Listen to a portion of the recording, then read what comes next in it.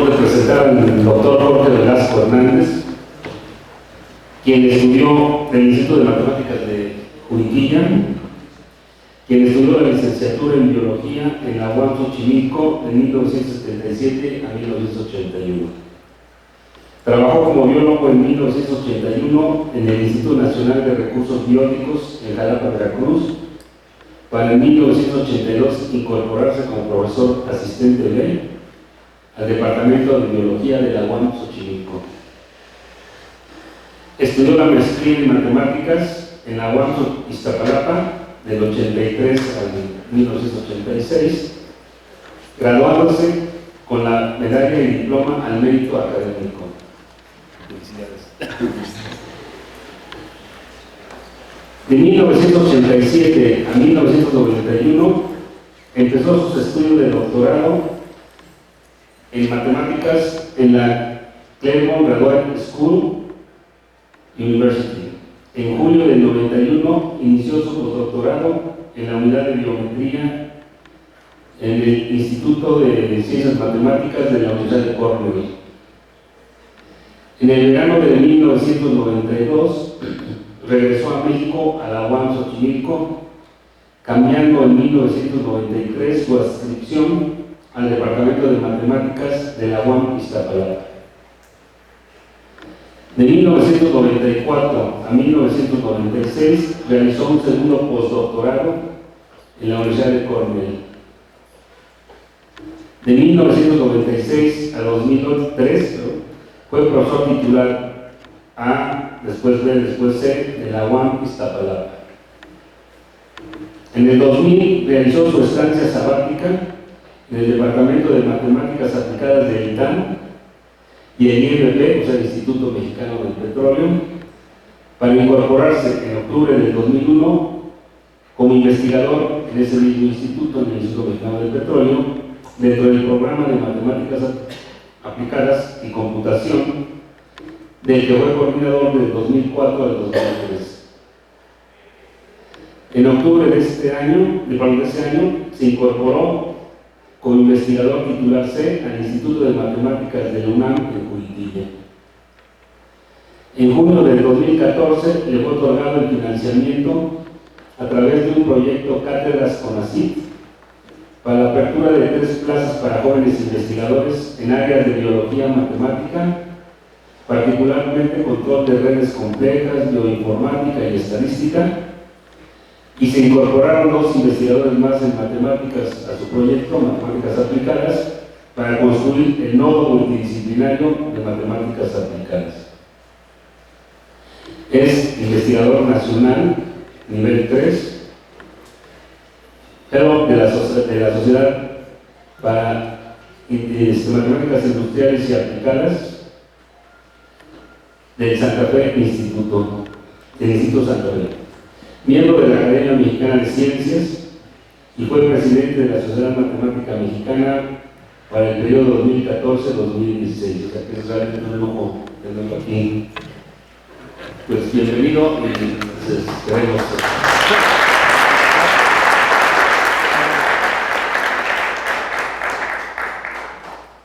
Llegar aquí se siente uno joven, ver antiguos compañeros, pero después le dicen a uno de pelo.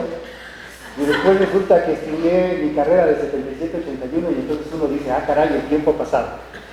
Pero eso es lo bonito de crecer, de evolucionar. Y particularmente es un honor estar platicando con ustedes. Una de las cosas más importantes que yo pienso, mi bisabuelo fue maestro rural en la época de la Revolución y la educación de la juventud a los niveles básico e intermedio es fundamental. Enseñar es a todo dar. En general yo he enseñado a nivel de licenciatura, pero yo reconozco que realmente la tarea difícil está antes.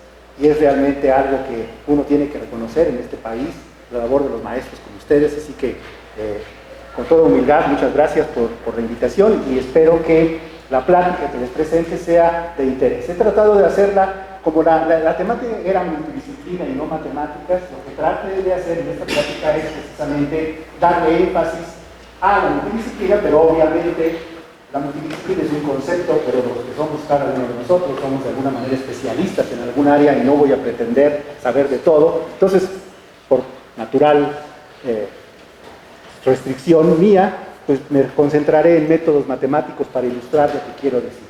Otra cosa es que la plática la entresaqué de varias para poder ilustrar las diferentes maneras en que se pueden ver las cosas. Tratando de mostrar que el hilo conductor como matemáticos, en el caso mío, o varios colegas que están aquí, es precisamente la herramienta matemática que nos permite hacer unificaciones y encontrar analogías para resolver problemas. Entonces también estoy muy centrado en el aspecto de matemática aplicada, de cómo usamos toda esta herramienta, este trabajo multidisciplinario para tener resultados que sean de interés, ya sea para las ciencias donde aplicamos, biología, epidemiología, o quizás trascender eso y poder tener impacto en extracción petrolera, en salud pública, etc. Otra cosa, están muchas de las transparencias en inglés. Voy a explicar cada una de ellas y realmente no son sustanciales en el sentido de que no se tiene que entender todo, si es que para alguien el inglés es una limitante. Yo creo que no he platicado con los organizadores, pero de todas maneras lo advierto para que ustedes sepan, no sé si cambian o no. Entonces, voy a hablar de dos tópicos fundamentales. Fracturas de rocas comunes y corrientes, pero de interés para la exploración particularmente petrolera, los modelos que se pueden establecer al respecto, y un aspecto de salud pública que es el dengue, algún modelo, varios modelos, de hecho 2 o 3, ahí puse nada más uno, y comentarios al respecto. Entonces, los problemas con los que nos podemos enfrentar y que requieren el trabajo multidisciplinario, pues tienen que ver, en el ejemplo que les voy a presentar, en los ejemplos que les voy a presentar aquí, con geología cuantitativa, ingeniería petrolera, biología evolutiva, epidemiología. Y el punto de trabajar en estas cosas, desde mi perspectiva, otra cosa que voy a hacer es que voy a hablarles acerca de mi experiencia. No pretendo que eso sea lo universal, simplemente relatarles lo que alguien tuvo la oportunidad de aprender, experimentar y ejecutar, ¿no? Entonces, eso que queda ahí. El punto es que cuando atacamos los problemas complejos que surgen en estas áreas, en particular en aspectos de salud pública o de explotación petrolera, en instituciones que se dedican a ello, como el Instituto Nacional de Salud Pública o el Instituto Mexicano de Petróleo, pues lo que necesitamos esencialmente es, primero, dado el problema, haberlo identificado correctamente. Porque muchas veces cuando estamos trabajando en otros ámbitos, hay personas que piensan que tienen un problema bien identificado y cuando lo platican con los expertos, en este caso en matemáticas, pues no necesariamente es un problema matemático, ¿verdad? Quizás sea algo más simple y a veces la gente, los colegas llegan y le presentan un problema y lo descartan porque ese no es matemático y cuando uno comienza a analizarlo resulta que tiene más potencial de ser un problema que pueda resolverse usando matemáticas interesantes que lo contrario. Entonces, la identificación del problema es importante y para esto se requiere no solamente experiencia y conocimiento del área, sino también, sobre todo si son problemas complejos, la integración de un equipo que ayude a identificar ese problema. Una vez identificado, lo que hay que elegir en el contexto otra vez en el que me tocó trabajar es identificar el personal, al grupo técnico que realmente puede atacar ese problema. Estamos hablando, por ejemplo, de determinación de fracturas en rocas para la explotación petrolera. Entonces, ¿qué tipo de expertos necesitamos para poder hacer el equipo, el grupo y afrontar el problema? La otra es que cada uno de estos problemas complejos, el equipo puede estar formado de 3, 5, dependiendo del tamaño del problema, de la financiamiento que se tiene también. No todos somos expertos en los temas que van a salir seguramente en ese problema. Tenemos que identificar expertos temáticos, expertos con especialidades muy precisas en las que nadie del equipo tiene conocimiento, pero que se requieren como asesores o como gente que provee información para poder atacar mejor ese problema. En términos del trabajo que se realizaba en el Instituto de Petróleo, particularmente, tiene que ver la definición del problema. O sea, uno puede identificar el problema, formar el equipo, pero también en estos ámbitos en donde lo que hay que hacer es entregar un resultado a alguien interesado, necesitamos ver cuáles van a ser esos, para poder realmente trabajar dirigidos a ellos. Muchas veces en nuestros problemas complejos de naturaleza aplicada, el interés científico es subordinado al interés de resolver el problema. Por lo tanto, tenemos que estar muy conscientes de qué es lo que quieren que entreguemos. Papers, reportes, software, productos, ¿cuándo? Entonces, eso es parte del trabajo de integración de la solución del problema y como ustedes pueden ver, la multidisciplina es fundamental, ¿verdad? Después viene la asignación de responsabilidades a cada uno de los miembros. Trabajar multidisciplinariamente es bonito, pero es una cosa que tiene que aprenderse, ¿verdad? Porque cada experto, pues es experto en su área, y lo que tenemos que hacer es subordinar los objetivos específicos de cada grupo de expertos a la resolución del problema por el que nos están contratando, para el que estamos trabajando. Y por lo tanto, tenemos que ser capaces de comunicarnos para que llegar a buen término las cosas, quién hace cada cosa, cuándo la hace, y finalmente el establecimiento de la dinámica de trabajo del grupo. Hay muchas maneras de crear grupos multidisciplinarios, hay libros completos al respecto y experiencias igual de diversas. Pero eso es un problema interesante. Los equipos multidisciplinarios requieren una dinámica y un liderazgo de cierto tipo para que sean exitosos. Por eso es que la multidisciplina no solamente es ponernos juntos a trabajar en algo. Una multidisciplina conlleva objetivos, formas de trabajo, acuerdos en términos de los participantes hacia qué cosa vamos a resolver.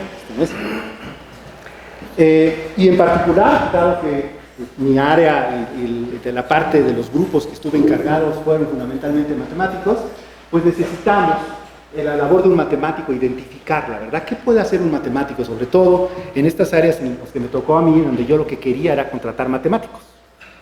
¿Qué quiero? ¿Por cómo justifico un matemático? Bueno, primero, en términos de los aspectos técnicos de su especialidad, aspectos técnicos de otras áreas de las matemáticas, aspectos técnicos de otras ciencias, incorporación a otros métodos y formas de trabajo, manejo de relaciones interpersonales y comunicación. Es decir, un matemático puede saber mucho de ecuaciones diferenciales parciales hiperbólicas, con choques, ondas de choque, pero tiene que comunicarse con el ingeniero de ductos, y tiene que conocer el lenguaje, y tiene que tener una personalidad capaz de hacerlo, o tiene que haber en el equipo alguien que permita que esa comunicación ocurra, ¿no? No todos somos peritas en dulces, ¿verdad? Entonces necesitamos trabajar juntos a pesar de las diferencias en lenguaje, en formación y en personalidad. Y todas estas cosas tienen que ver. Un matemático que nada más sepa ecuaciones diferenciales parciales hiperbólicas y no sepa utilizar, por ejemplo, IPython, pues va a tener ciertas limitaciones respecto al tipo de trabajo que se hace aquí, donde tienes que hacer cosas muy concretas y tienes que mostrar, en este caso, al cliente qué se hace, ¿verdad? Entonces, esta es una de las características que tenemos que tomar en cuenta. No todos los problemas son así. En salud pública en mi experiencia, han sido de otra naturaleza, pero partes de estas características están presentes.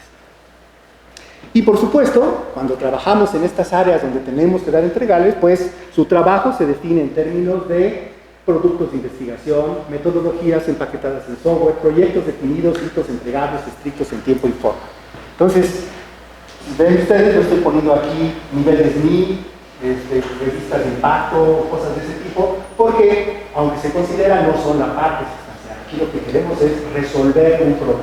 Entonces estoy hablando de problemas complejos, dirigidos a cierto fin y objetivo específico, en esta parte de la planta. Entonces, en la segunda parte, si es que llego, porque está hecho en un rollo muy largo, pero vamos a platicar de otra diferente manera de atacar estos problemas. Entonces, déjenme entrar en el primer tópico de trabajo, que son las fracturas.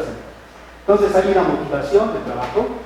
Pemex tiene la obligación, el mandato nacional de extraer recursos energéticos basados en carbón, petróleo, del subsuelo, pero en general lo que tenemos en el subsuelo no solamente es petróleo, grasa, sino hay otras cosas que se pueden sacar, ¿verdad? Recursos minerales, agua, etc. Entonces, Esto está aquí seguramente hay profesores de geología, de geofísica, y estas cosas están embebidas en la roca. La roca tiene particularidades específicas dependiendo del lugar, cómo se formó, los procesos genéticos evolutivos de la formación que ha ocurrido, pero el caso es que el recurso está ahí, y lo que tenemos que saber es cómo sacarlo. Y para sacarlo necesitamos entender la estructura de las rocas. Y un componente esencial, muy importante de las rocas es las fracturas, porque las fracturas sirven de almacenamiento de recursos, pensemos en petróleo, almacenamiento de aceite o transporte del mismo. Entonces, estas son cosas importantes. Recuerden ustedes que esencialmente la extracción de petróleo, hubo por ahí un candidato que dijo que era como meter un popote, y hubo burlas al respecto. Pues sí, ciertamente es una exageración, pero el principio de diferencial de presión de la superficie al fondo de la roca, pues es muy importante para el transporte de fluido. Entonces, esencialmente, la diferencia de presión hace que cuando tocan el tubo, el petróleo fluya hacia el pozo y suba. Ese es el mecanismo físico esencial, básico para la extracción de estos recursos. Entonces, el transporte en el fondo del pozo es muy importante para poder llevarlo a la superficie. Entonces, el punto es que las redes, las fracturas que están debajo, pueden ser de muchos tamaños y tener compleja formación. En general, ustedes imagínense un bloque de roca, el petróleo está embebido en la roca, como el agua está embebida en la esponja esa con la que nos bañamos, pero esa esponja no es homogénea, sino que está partida por cosas que se llaman fracturas, y esas fracturas cortan en planos. Las fracturas realmente son planos que se intersectan a través de las cuales fluye el petróleo. Lo que tenemos entonces es que ver cómo esta red de fracturas está interconectada para poder entender mejor cómo se va a transportar el fluido. Ese es el problema fundamental que tenemos aquí. Ustedes ven que estamos hablando acerca de matemáticas, estamos hablando acerca de geología, estamos hablando acerca de física, estamos hablando acerca de mecánica de fluidos, estamos hablando de redes complejas, estamos hablando de topología. Entonces, para poder tener un entendimiento completo de esto, lo que necesitamos tener es ese equipo que nos ayude a hablar el lenguaje y plantear el problema de la manera adecuada. Aquí hay algunas terminologías que ahorita voy a explicar de una manera, espero, muy eficaz, espero, no sé, o cuando menos clara. Y el caso es que los geólogos van a campo, toman muestras en los afloramientos y de ahí pulen las rocas y estudian las fracturas, la proyección de las fracturas, ¿verdad? Porque ven la superficie de la roca y en esa roca las fracturas que la penetran pues están dibujadas en 2 dimensiones sobre la superficie. Y esa es la estructura que realmente se puede estudiar, ¿verdad? Esos estudios se pueden complementar si uno va al campo con los geólogos y ellos con sus métodos pueden determinar fracturas más grandes y planos de intersección y cosas de esas, pero esa cantidad de información es muy limitada. Generalmente nos basamos en estas muestras de roca. Y una de las cosas interesantes que resulta de trabajar en estos problemas multidisciplinarios es que de repente surgen cosas interesantes. Y lo que resultó fue que el estudio de la topología de las fracturas de roca, su interconexión y sus propiedades topológicas, no habían sido reportadas en la literatura. Esto de las redes complejas, ustedes mismos saben que hay cantidad de estudios sobre redes, el internet, que las redes del SIDA, que las redes de todo lo que quieran. Resulta que el estudio de redes en rocas era algo así como nadie había tomado esa idea. Entonces, estuvo ahí y la aplicamos. Entonces, ese es como dato curioso, simplemente surgen cosas que uno no se espera. Entonces, la idea es la siguiente. Bueno, yo tengo mi superficie y mis fracturas proyectadas en 2D. Lo que necesito es caracterizar esas fracturas y para eso lo que vamos a hacer es extraer esa red y caracterizarla en términos de nodos y aristas. Después lo que me gustaría es aplicar los métodos de redes complejas para entender los componentes topológicos, después quizás ver cómo podemos de la proyección 2D que tenemos en las muestras, proyectarlos, tener los planos, y quizás podemos utilizar esto para simular el software, las fracturas y por lo tanto el flujo de aceite que estamos buscando en ese plano. Entonces es como aquí nos vamos a limitar a la primera parte, a la caracterización topológica de las redes 2D que tenemos. Este es un ejemplo clásico, se ve sí, de cómo se estudian las redes. Esta es una muestra de roca es de la vertiente del Golfo, ¿no? Por ahí de Tabasco. Esa es típica forma de las rocas, ¿no? Fíjense ustedes la cantidad, estas líneas blancas que se ven son las fracturas de la roca. Lo que vemos en la superficie, obviamente, estas penetran en la roca y son realmente planos, pero esto es lo que vemos. Los yacimientos petroleros mexicanos, como ustedes saben, en el Golfo de México, son altamente fracturados. Tienen fracturas de muchos tamaños, desde micras hasta cosas muy grandes. ¿Sí? ¿Qué es lo que hicimos nosotros? Fue tomar estas imágenes, fotografías, utilizar métodos de reconstrucción de imágenes en computadora para de estas pasarlos a píxeles en una computadora, después estudiar, diseñar algoritmos para ir siguiendo las fracturas. Creo que por eso pedí esta cosa que está aquí. Ir siguiendo las fracturas en la computadora y poder dar la distancia en píxeles, determinar las intersecciones que vamos a identificar como los nodos de la red, y finalmente utilizar software, que ya es comercial, para proyectar la representación de esta red de fracturas en un software. Y aquí hablando de conexiones, este software con el que hicimos esta proyección es el que se usa para estudiar redes proteómicas de biología, ¿no? Entonces, este es el típico problema que tenemos. Entonces, aquí hay simplemente ejemplos de... Esta es la que me mostré hace rato, esta le llamamos la muestra de mano, porque fue la primera que tuvimos. Este es un afloramiento también la misma región por ahí de Chicontepec, creo, y estas son simplemente para que ustedes vean que la imagen, no sé cómo llamarlo, la estructura de la red en uno y otro lugar son distintos, y tuvimos como 100 y tantas muestras, y estos son ejemplos de diferentes redes extraídas de esa información. Y la pregunta fundamental es, ¿qué tienen en común estas cosas? Podemos clasificar estas redes de alguna manera útil para nosotros, ¿no?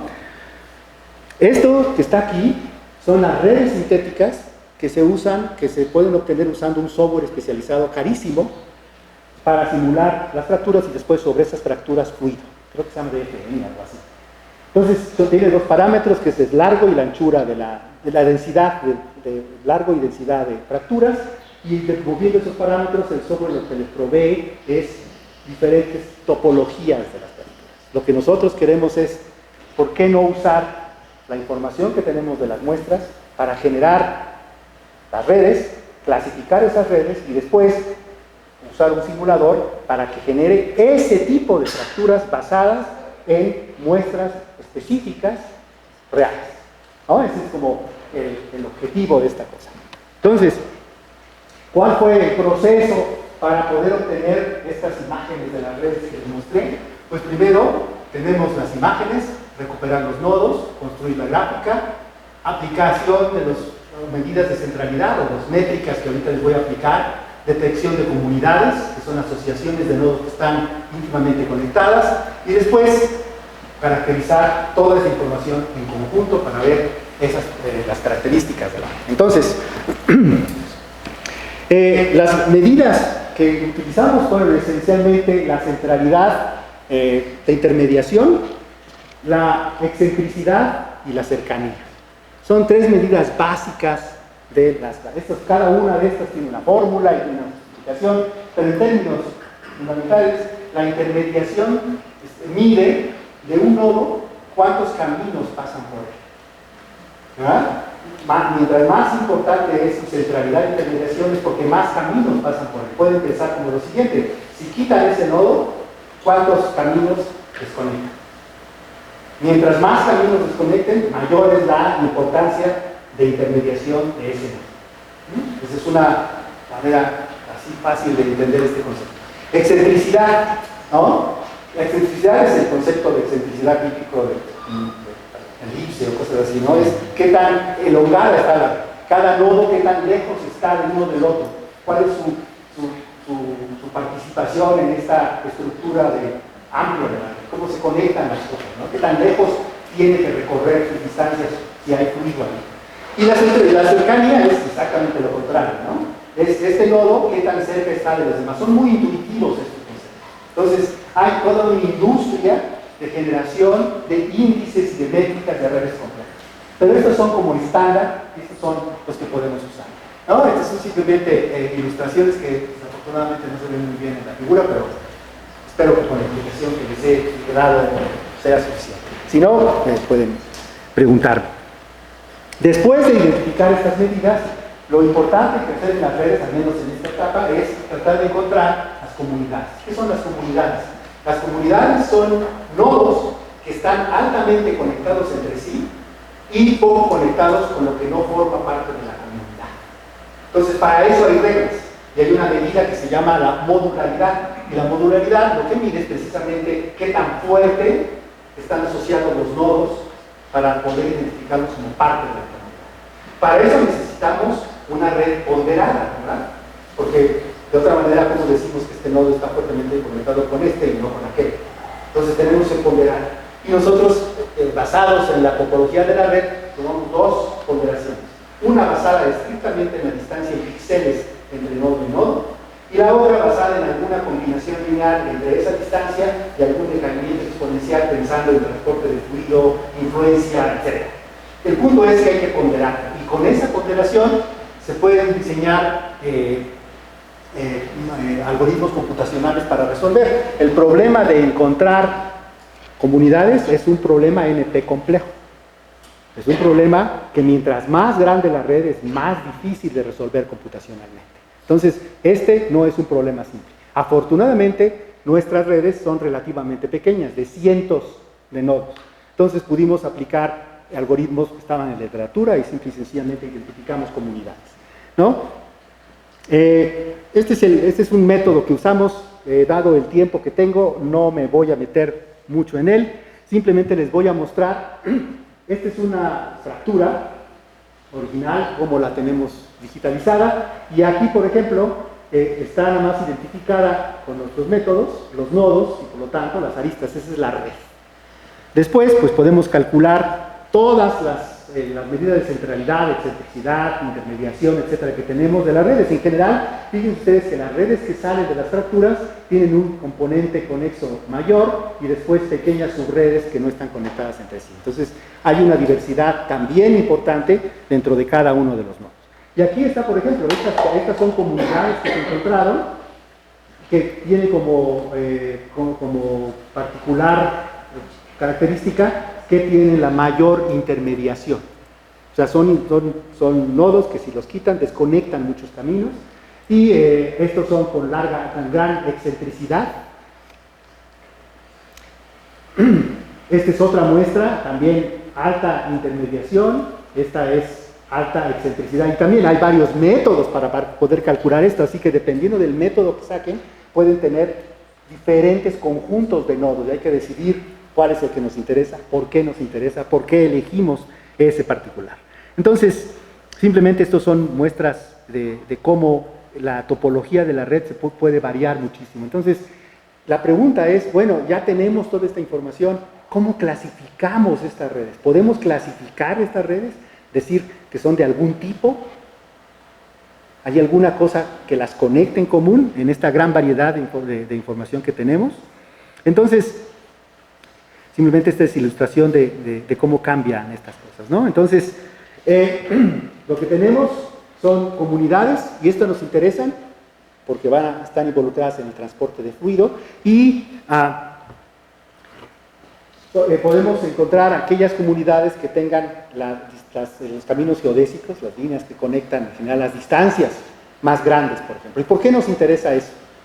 Porque una vez identificamos estas fracturas en las redes, estamos ahora nos interesa es en aspectos de lo que se llama comunicabilidad. Es decir, ya tengo toda esta apología, ya tengo cuál es la intermediación, la excentricidad, la cercanía, todo eso. Ahora lo que me interesa es, si tengo una partícula de fluido acá, ¿qué tan eficaces son los caminos que puedo tener para llegar a este extremo? ¿No? Y ahí puede haber problemas, ¿verdad? Porque, en términos de redes, quizás ustedes sepan que, por ejemplo, si yo quiero esparcer un rumor, un chiste sobre alguien, no es así nomás, ¿verdad? Si quiero hacer realmente que mi chisme pegue, tengo que pegarle a personas que sean a sí mismo chismosas, ¿verdad? Porque si le digo el chisme a una de esas personas que no les importa eso y que le digo el chisme y se queda callada, pues el rumor no va a pegar, ¿verdad? Lo que necesitamos es eso. Y no basta que sean las personas chismosas, sino que estén, lo mejor es que estén conectadas en una red en donde haya muchos chismosos, de tal manera que cuando llegue ahí, ¡pum!, lo que se llaman superspreaders, ¿verdad?, en epidemiología. Pero esto es una característica general de la red. Es decir, si yo quiero transportar información como un fluido, como un rumor, como un gene, como un virus, de este lado de la red a este lado, lo que necesito es que pegarle a los nodos que me ayuden a llevarlo para ahí más rápido. ¿Ah? Entonces, eso es lo que queremos. Entonces, como ya me preocupé porque estoy hablando demasiado, entonces voy a decirles simplemente que para caracterizar estos aspectos de comunidad hay índices. ¿De acuerdo? Hay los índices. Y los índices se basan en un concepto muy simple. A ver, hay dos propiedades. Una global, que me afecta a toda la red, y una local, que me afecta nada más la vecindad de cada nodo. Y en términos de redes y de comunicabilidad, ¿qué es lo que me preocupa? ¿Qué es lo que quiero? Bueno, quiero identificar los nodos que tengan alta importancia local, es decir, que tengan caminos cercanos a ellos, que regresen a ellos. Estos caminos cerrados, que van y vienen, esa cantidad de caminos que tiene es importante porque eso significa que ese nodo está bien comunicado localmente. Ese es el aspecto local. El global es una generalización de esto, es decir, ahora me voy a fijar en cada nodo y voy a ver los caminos que con más largos que tienen, que vayan por donde quieran, no nada más que están aquí al ladito, sino que vayan por donde quieran que regresen. Esa es una propiedad global, ¿verdad? La primera habla acerca de qué tan importante este nodo es en la comunidad pequeña en donde vive, en la roja o en la epidemia que estamos trabajando. La otra mide si le pego a este nodo, qué tan largo va a ser el impacto en otros lugares de la red. Porque puede haber lugares que estén altamente conectados, un profesor que tiene da grupos chicos que tienen mucha influencia en estos chicos, pero por ejemplo ya son de semestres finales. Entonces estos muchachos van a salir. Entonces la comunicación que puede tener comparada con alguien que fuera así en primer semestre, pues es limitada. Es un ejemplo un poco trivial, pero tratando de que cachen qué significa esta medida local y global, depende de las circunstancias, ¿verdad? Entonces, si hacemos eso, podemos identificar dos tipos de índices. Y esto se basa en una cosa muy simple, en la matriz de adyacencia de la red. La matriz de adyacencia de la red es simplemente una matriz que tiene en sus columnas y filas los nodos numerados de alguna manera y un 1 en la intersección de los dos si están conectados y un 0 si no están conectados. Esa es la matriz de adyacencia, es una matriz de ceros y unos.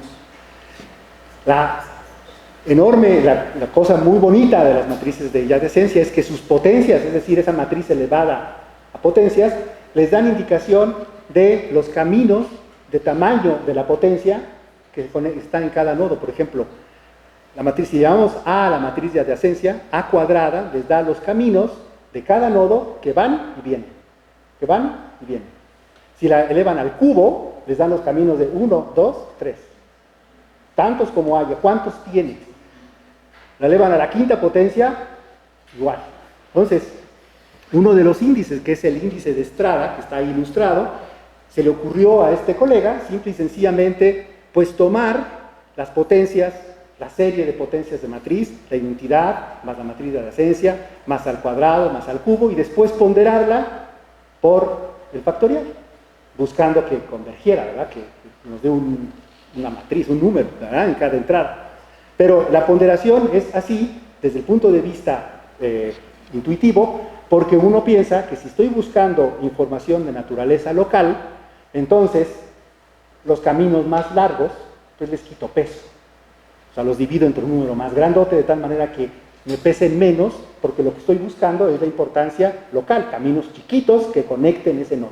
¿De acuerdo? Ese es el índice de Strada. Y hay algunas cosas técnicas en términos de que ese índice de Strada, ustedes vieron, está basada en las potencias de la matriz de adyacencia, pero las potencias pueden ser pares o impares. Y como las potencias de la matriz de adyacencia les dan los caminos pares o impares, resulta que los caminos impares siempre hay uno que va y regresa al mismo nodo. ¿Verdad? En cambio, cuando tienen caminos pares, puede haber ningún camino que regrese a ese nodo, porque puede esencialmente tener loops, ¿no? Entonces no les da tanta información como el otro. Entonces restringimos nuestro índice de Strada a las potencias impares de la red, porque es más poderoso ese índice y tenemos el índice de Strada. El otro índice se basa en los eigenvalores y eigenvectores de la matriz de adyacencia. La matriz de adyacencia es una matriz no negativa, que tiene unos y ceros, y por un famoso teorema que se llama el teorema de Perron-Brodelius, si la matriz representa una gráfica completamente conexa, es irreducible, y por lo tanto tiene un eigenvalor real positivo, que es el más grande de todos, al que está asociado un eigenvector positivo. ¿Ah? Esa información, lo que me indica, esa información me indica una cosa muy interesante.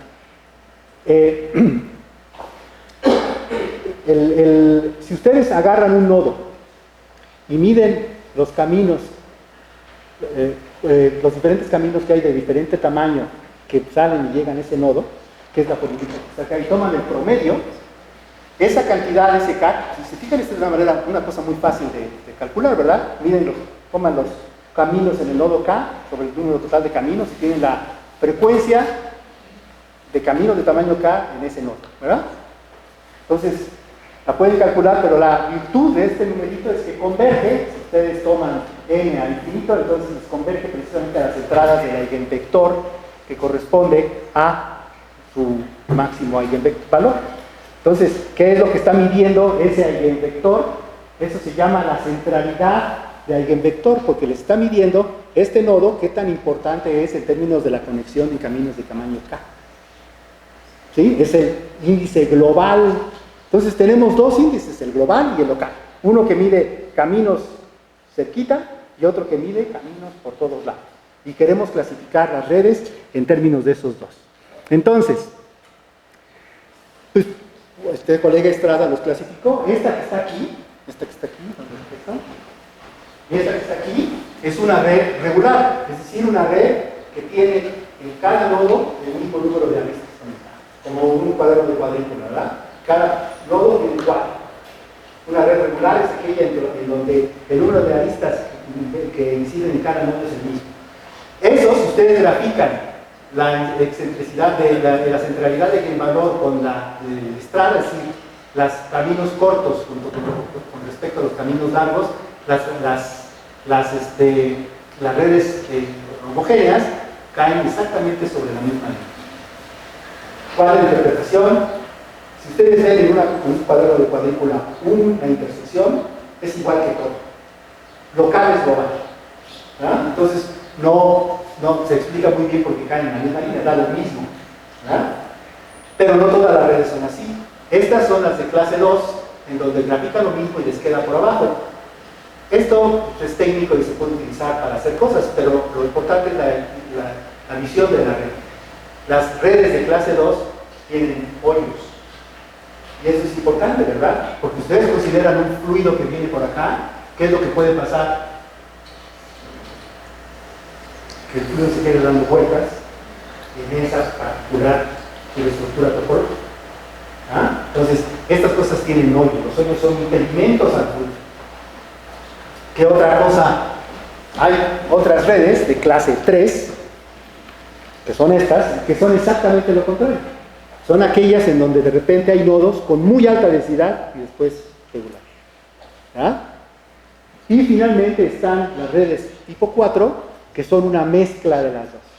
Hay regiones de la red que tienen una conectividad donde hay hoyos, y hay regiones de la red donde hay una conexión muy alta. Esas son las redes de tipo 4.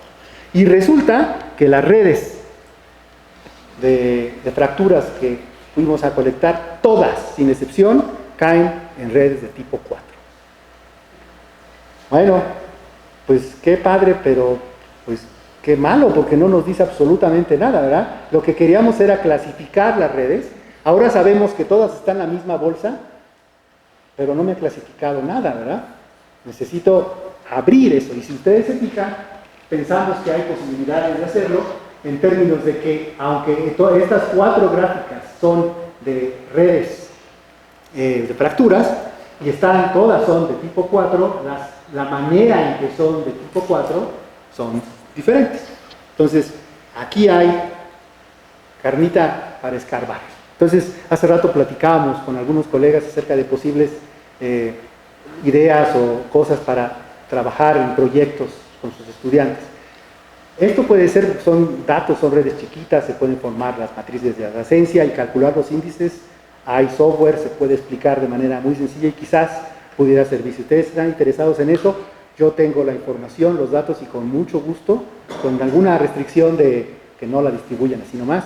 Pero fuera de eso, yo creo que es muy importante porque estos son datos reales y se puede trabajar con ellos y se pueden sacar cosas. Entonces, ahí está. El punto es que a partir de esos trabajos pues se pueden sacar más cosas. Déjenme ver cómo voy. Voy a dejar las redes porque quiero hablarles de epidemiología, ¿no? Entonces, aquí ha habido trabajos que han continuado lo que hicimos, han tratado de hacer redes sintéticas utilizando cosas muy simples. Por ejemplo, esta idea, tienen 2 puntos, trazan 2 bolas alrededor de los puntos y el algoritmo es muy simple. Si al trazar esas bolas y las intersectan, no cae ningún otro punto. Bueno, empezamos, tomamos puntos al azar y los tiramos sobre un tablero. Agarramos dos puntos de esos, les ponemos una bola de cierto radio, vemos la intersección. Si se intersectan y ningún otro punto cae ahí dentro, conectamos los 2 puntos. Si cae alguno, pues, tiramos, agarramos otros 2 puntos. Y así se puede conectar esta red. Estas redes que salen aquí están hechas por Strada, a quien le dimos los datos para que viera qué se podía hacer con esto. Obtienen esas redes que son de tipo 4, pero no son las redes de fracturas. Hay otras ideas que han utilizado inteligencia artificial y cosas muchísimo más sofisticadas, pero usando la misma idea. En lugar de generar las fracturas con estos software que utilizan algoritmos muy complicados, pero que son esencialmente matemáticos, ¿por qué no usar como base la extracción de las redes extraídas directamente de las rocas? En fin, para concluir, déjenme hablar de la otra parte del trabajo multidisciplinar. O sea, todo esto de rocas, hoy ya me concentré en las redes y la física de qué, pero todo esto tiene que estar completamente discutido con la gente, con los geólogos. Yo puedo sacar una estructura de roca y resulta que no sirve para nada. Necesitamos estar continuamente trabajando. Todo esto que vimos fue un equipo entre matemáticos, computólogos, geólogos y físicos, y hay más información al respecto que ni siquiera he mencionado aquí, pero que está presente. Esto que ven aquí, esa ecuación diferencial, es, como dijo Saddam Hussein, bueno, no dijo eso, pero cerca, esta es la madre de todas las ecuaciones de epidemiología. Es el modelo básico. Hay variantes en inteligencia artificial, hay variantes estocásticas, pero esto es lo básico. Cuando pensamos a nivel poblacional, ¿ah? Esencialmente lo que hacemos es, primero lo queremos, ahí está, para explicar procesos de infección, procesos demográficos, variabilidad climática, estructura espacial de la población. Esas 4 cosas influyen de manera muy determinante en cómo se transmiten las enfermedades. ¿Bueno? Y el modelo básico que sirve para eso es este que está aquí puesto. Ese representa a la población que no tienen enfermedad, pero que pueden enfermarse. Los matemáticos le llamamos susceptibles. Y aquí empieza este detalle del lenguaje, ¿verdad? Los médicos no le llamarían susceptibles a las personas de ese tipo. Los susceptibles para los médicos es la población en riesgo. Aquí lo que estamos diciendo es que en esta población todos los que se pueden enfermar, aunque sea de manera poco probable, pero se pueden enfermar, son susceptibles. Entonces, para efecto de moderación esto nos sirve mucho, pero para efecto de platicar con un médico tenemos que tener un poquito más de cuidado, y nada más el lenguaje. Susceptibles, hay una tasa de reclutamiento constante, quienes llegan, ya pueden ser nacimientos, inmigración, hay una salida que puede deberse a mortalidad, o simplemente que pasó el tiempo de interacción, por ejemplo, enfermedades de transmisión sexual. Antes de la pubertad y después de la menopausia, en hombres y mujeres, ya no hay realmente rol en la transmisión de enfermedades sexuales. Entonces, esta tabú puede ser o que el individuo muere o simplemente su periodo de permanencia en ese grupo que puede sufrir enfermedad, pues pasa, ¿verdad? Entonces, y teta es los individuos que estuvieron enfermos, pero que se recuperaron y vuelven a ser susceptibles. Los expuestos, aquellos que están enfermos, pero todavía no pueden infectar. No, perdón, y el término este es el término más importante de la epidemiología matemática, que es la tasa de contacto. Cómo nos mezclamos y cómo de esa mezcla resulta infección. Esto es, hay literatura inmensa al respecto de cómo hacer esto, por supuesto, en modelos más complejos, si lo que quieran, pero ese es este. Después, estos modelos son compartimentales, son los que están en periodo de incubación, los que se enfermaron por contacto pasan a esto, todos son enfermedades infecciosas, se mueren o salen del grupo de interés y pasan a ser infecciosos. Estos se vuelven infecciosos, se mueren o salen del grupo de interés, pasa el periodo de infección, se recuperan y pueden o morirse o volver a ser susceptibles. Muchas enfermedades, como el sarampión, esta teta va a ser. Una vez que sufriste sarampión ya no te puedes enfermar, al menos en comunidades bien alimentadas. Entonces, ese es el modelo básico, más básico de la epidemiología, pero lo tiene todo. De ahí pueden sacar un factor muy importante, que es el número reproductivo básico. El número reproductivo básico es simplísimo. Es el número de contactos infecciosos que una persona enferma puede generar en una población completamente susceptible durante el tiempo en que puede transmitir la enfermedad. Es largo, pero si lo tiene cachitos, tiene mucho sentido. Sinceramente, yo puedo enfermar a alguien simplemente siempre y cuando sea infeccioso y haya gente que tiene enfermedad. Punto. El punto es que este valor R0 tiene propiedades muy interesantes. Beta es la tasa de contacto.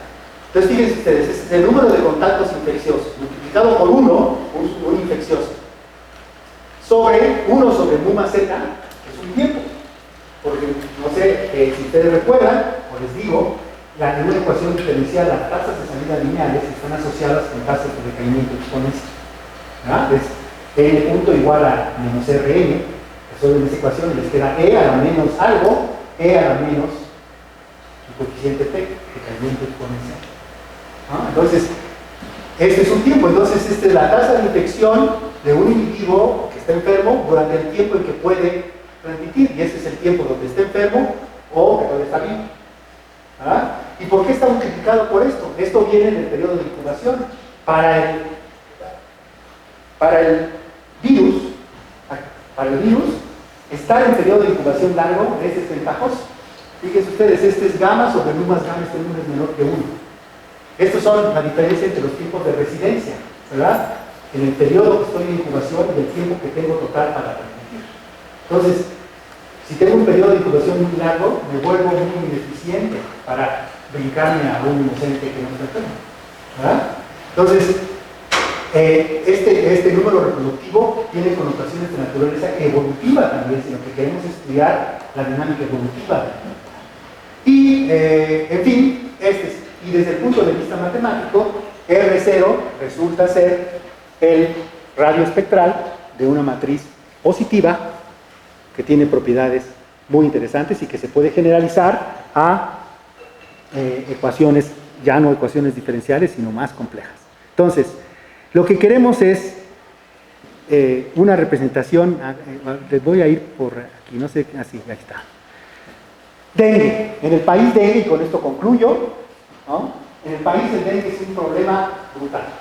Es un problema de salud pública donde están involucrados todos los niveles de gobierno, a nivel municipal, regional, estatal, federal, a muchas instancias de salud pública están involucradas y tratar de entender el dengue. En particular, a los matemáticos nos han pedido que les ayudemos a generar modelos para ver qué está pasando con el dengue. ¿Por qué hay tanta prevalencia? ¿Por qué llega en ondas en Latinoamérica? ¿Por qué no es todas las 4 cepas como es el sureste asiático? Porque aquí nada más llega una, predomina y las otras son menos. ¿Qué es lo que ocurre con la dinámica del dengue? ¿Por qué hay dengue hemorrágico? ¿Por qué no todo el dengue genera ese dengue hemorrágico sino después de una sucesión de infecciones? ¿Qué lo dispara? Hay muchas preguntas sobre el dengue. El dengue es una de esas enfermedades que está en todos lados, está muy estudiada y todavía no sabemos bien cómo controlarla, ¿no? Entonces, el caso es que tuvimos la oportunidad de que nos dieran la base de datos de los estados de Veracruz, Chiapas, Guerrero y Oaxaca, con los datos por semana en los diferentes hospitales regionales en cada municipio de esos lugares. Esta es una base grande. El dengue es una enfermedad de reportaje obligatorio, entonces hay información acerca del número de casos que tenemos, ¿no? No tenemos información respecto a qué cepa es la que está presente. Hay información general al respecto, pero los datos son número de casos, es incidencia, número de casos nuevos por semana. Entonces, estas son las diferentes epidemias de dengue en Chiapas, Guerrero, Oaxaca y Veracruz por semana. Hay diferencias, ¿verdad? Entonces, el punto, lo que hicimos nosotros, pues esos puntitos verdes son todos los hospitales regionales de los que tenemos datos.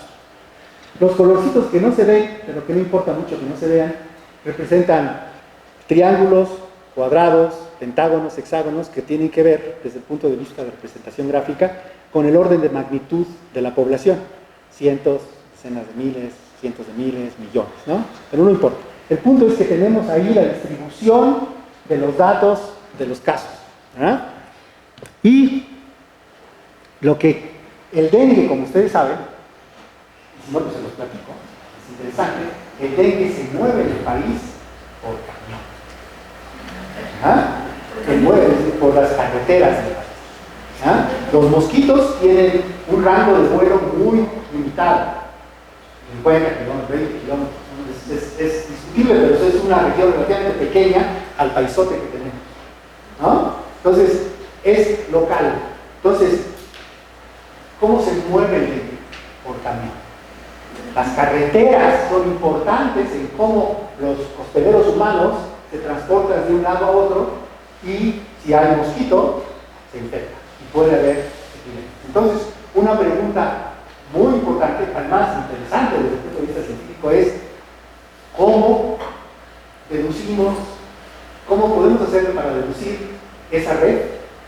Y después, ¿cómo verificamos que realmente estamos atinando a la red de movimiento? Hay problemas porque en nuestro país no hay suficientes datos al respecto, ¿verdad? Nos ayudaría mucho saber qué volumen de población se mueve de la central del norte a Estado de Veracruz. Complicado, no hay estadística, ¿verdad? No hay información suficiente. Entonces, ¿cómo lo podemos hacer? Bueno, utilizando un modelo muy simple que le llaman de gravedad, que es un modelo esencialmente que se usa para medir transporte de personas, ¿verdad? ¿Cómo voy? Ya, casi, espérenme. Entonces, eso lo que mide, SCIJ es un índice, P es la densidad de población en el pueblo I, J es la transmisión, PJ es la cantidad de población en el pueblo J, D y J es la distancia entre I y J, el pueblo I y J, y las potencias se pueden estimar de los datos. Nosotros no tenemos datos de transporte, ¿no? Y C y J está asociada con el volumen de transporte del pueblo J al pueblo I. Así de simple. Para hacer esto lo han utilizado en cosas de influenza, usando aviones, y con los gringos, entonces tienen mucha información, tienen todo, nosotros no. Entonces, ¿qué es lo que hicimos? Bueno, vamos a construir una red de dengue basada en casos de dengue. En lugar de que PI y PJ sean la cantidad de gente en el pueblo I y en el pueblo J, es la cantidad de casos en el pueblo I, en el pueblo J, en la semana correspondiente, o en los 15 días correspondientes, o en el mes que quiera. O sea, tengo la posibilidad, como los datos son semanales, puedo agruparlos por mes, 15 días, lo que quiera, ¿no?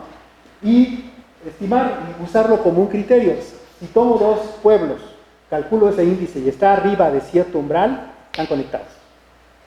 Si tomo esos pueblos y está por abajo de ese umbral, no están conectados, y entonces puedo formar mi red de movimiento por semanas, o por mes, o por día. Entonces, no, por día no, por año. Entonces, estos son algunos datos. Como ya estoy yéndome de tiempo, son algunos resultados de la red. Este año 2005 lo hice por año. Esta es la red de dengue usando este método por año. Pero podemos tener redes que evolucionan, porque esta que está aquí es la de 2006. Y esta que está aquí es la de 2007. Entonces tenemos que la red de dengue, con esta hipótesis muy fuerte, resulta que la red de dengue no está nada más en las carreteras y yo me muevo ahí, sino que depende de las condiciones específicas, muy probablemente efectos climáticos, muy probablemente efectos demográficos, y muchas cosas que influyen en cómo se mueve esta red, cómo evoluciona en el tiempo. Y esto lo tenemos para luego, pues no quiero mostrar cosas que realmente con esto basta. Y entonces, y hay otra, déjenme platicarles. La gente, otra vez para hablar de interacción, de multidisciplina, este método lo desarrolló un colega en el Instituto del Petróleo para ver asociaciones entre volumen de extracción de petróleo y pozos en el mismo yacimiento. ¿Cuál es la idea? Cuando tengo un yacimiento, tengo mis pozos y supongo que están en el mismo yacimiento, pero no sé, porque este está a 3.000 metros de profundidad y tengo mediciones solamente en cada pozo. Entonces, ¿qué es lo que hacen? Agarran isótopos radioactivos, que se llaman trazadores, los inyectan en un pozo y esperan cierto tiempo y ven si lo recuperan en algún otro lugar. Es carísimo.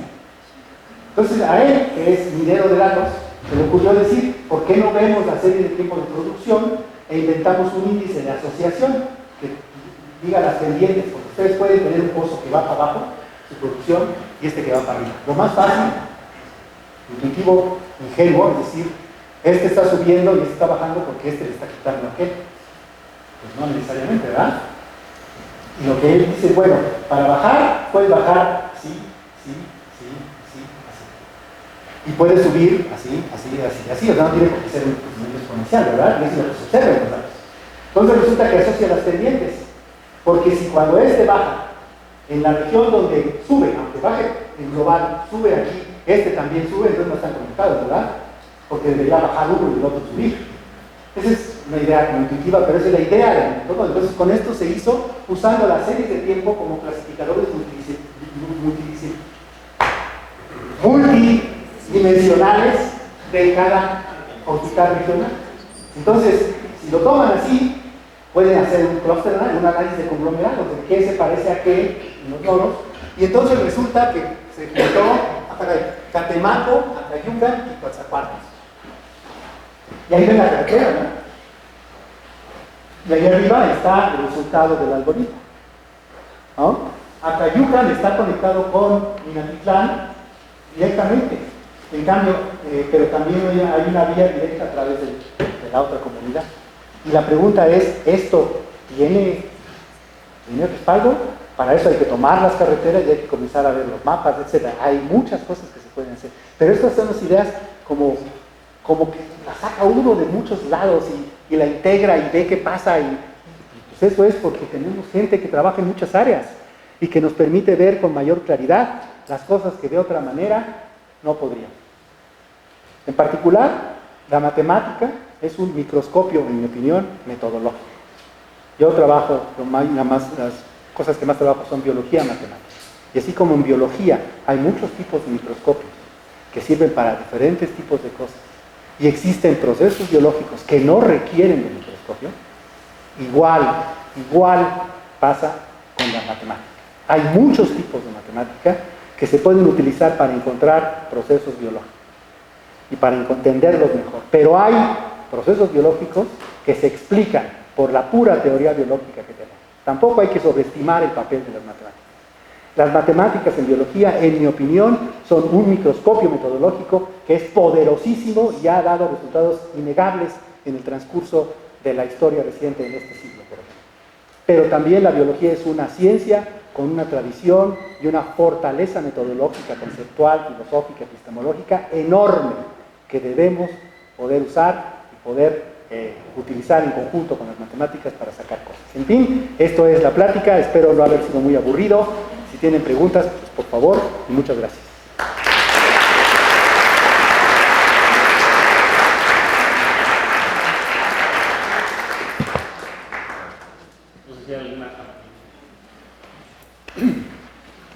¿Preguntas? Sí. No sé si para los profesores del bachillerato pudiera servir como un complemento de lo que expusiste para el dengue, y que pusieran a los estudiantes a trabajarlo también experimentalmente.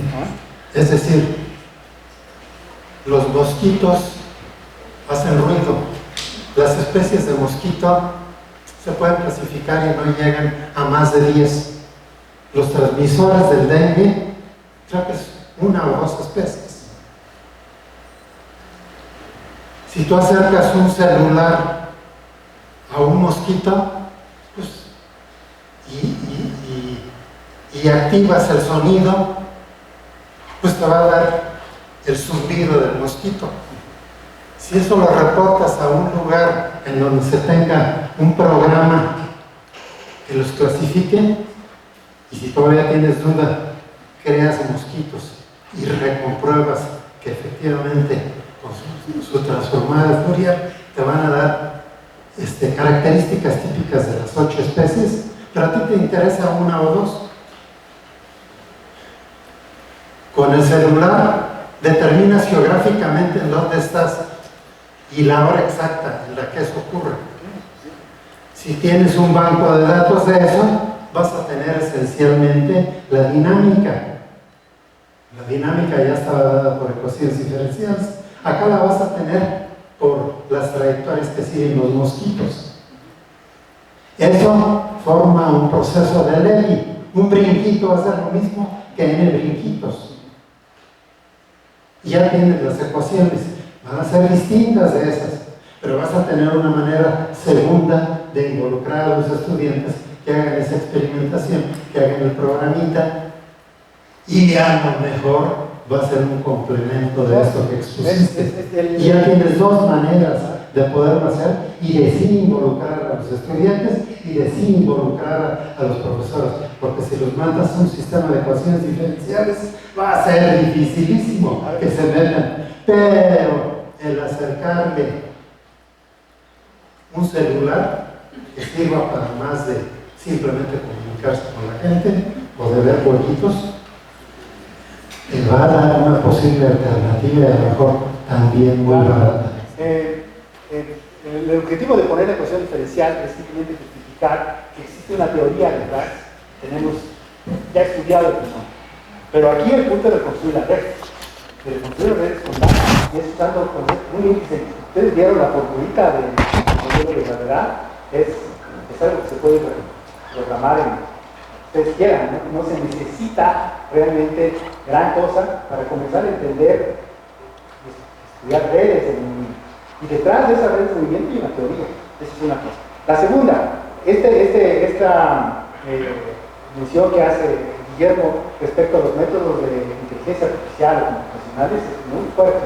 Tenemos un colega mexicano, Mauricio Santillana, creo que se llama, que está en el Harvard Children's Hospital, una cosa así, y acaba de publicar, no hace un año, publicó como 2 o 3 artículos interesantísimos, donde se usa el principio de utilizar datos de la red que aparecen durante epidemias para predecir la epidemia, porque una de las grandes preocupaciones que existe es poder sistemas de alerta temprana, ¿verdad? Quiero saber si va a haber un brote en la temporada de dengue o de influenza que hay, y él ha sido muy exitoso al respecto.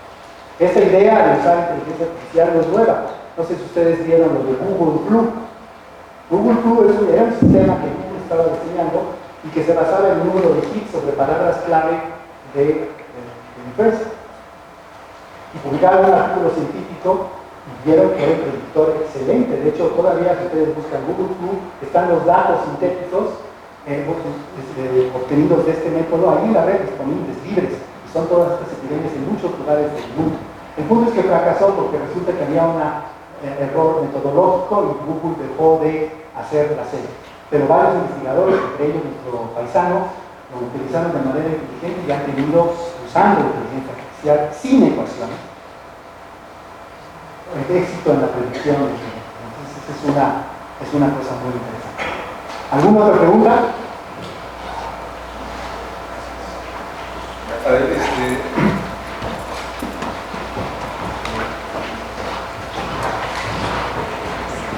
más que sobre tu plática, la pregunta es sobre, pues aquí estamos, bueno, hay muchos profesores de bachillerato y el problema es, la cuestión es, digamos, preguntarse sobre la pertinencia, la modificación, o qué sé yo, acerca de la educación en el bachillerato, tomando en cuenta este tipo de enfoques, de problemas que se pueden abordar, etc.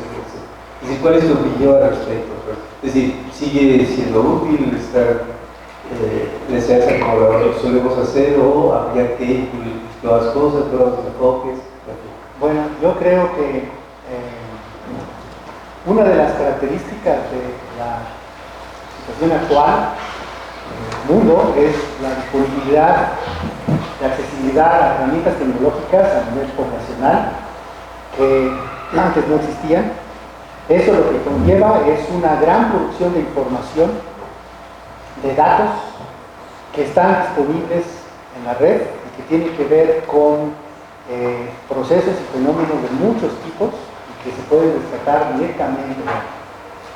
Yo creo que hay métodos, como los métodos computacionales, sobre todo, el pensamiento computacional, que no es el mismo que el pensamiento matemático, en muchos aspectos es complementario, es algo que yo creo que podría ser muy, muy interesante. Realmente, mi experiencia y conocimiento con respecto a la educación bachillerato se limita a lo que yo vi con mis hijos, así que no tengo realmente miran dos, así que mi muestra es muy pequeña, pero yo sí creo que la inducción del pensamiento matemático, de cómo se pueden analizar las cosas, de cómo podemos utilizar pequeños granos de información para integrar y el uso de las herramientas modernas tecnológicas para hacerlo de manera muy inmediata en el salón de clases, quizás con los teléfonos que tenemos ahora son más poderosos, no sé, computadora de hace 10 años, puede ser una cosa muy interesante para la educación en bachillerato. Otra vez, mi respuesta evidentemente creo que está indicando que no tengo mucha idea respecto a una respuesta al respecto, pero esa es una cosa así que me parece que podría ser muy interesante, esta disponibilidad de información inmediata y herramientas computacionales muy simples de utilizar con conceptos matemáticos muy relativamente accesibles a nivel de bachillerato que pueden ser interesantes para reforzar cierto tipo de conocimientos. ¿Alguien más desea preguntar? Bien, pues agradecemos la participación de